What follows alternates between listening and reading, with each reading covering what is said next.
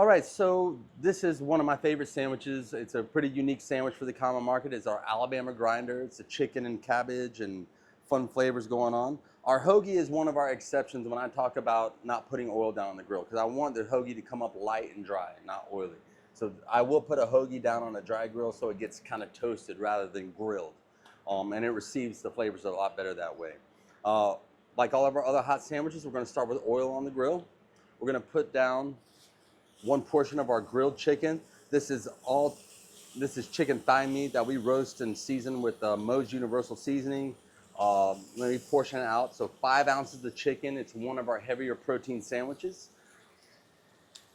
The other part of this is cabbage, which for me is kind of like the crunch factor of this.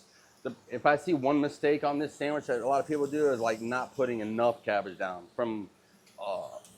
The cabbage is like, it doesn't break down the way spinach does, but it will break down. So don't be shy about the volume of cabbage you put down on this sandwich. It's almost like a 1-to-1 as far as volume.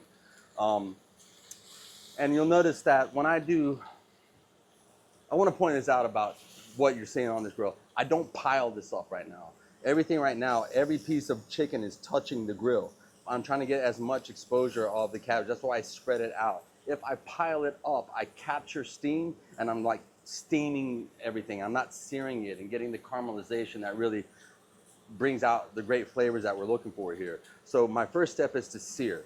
Once I get some caramelization, then I start to do the pile up and I'll capture the steam, and you'll see that we're gonna melt cheese slightly differently on this one. Now, when you do put bread down on a dry grill, sometimes it has a tendency to stick, so don't just go yanking this off. Just check and see if it comes off. And you see, we're getting a really nice, good color there. I'm a little bit ahead on this, so I'm not gonna toast the other side just yet. I will bring this bread over here, and I will go ahead and apply the smoked tomato jam. And again, this is like a coast to coast. This is a really great flavor. It's almost like a barbecue like sauce-like flavor. And then we're just gonna rest that there while we bring our attention back here. Now I can see everything is starting to,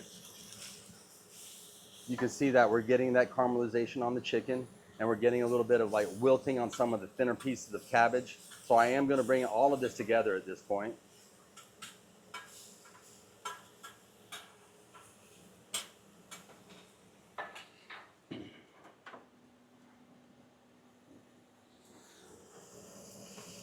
Bring our pickles right here.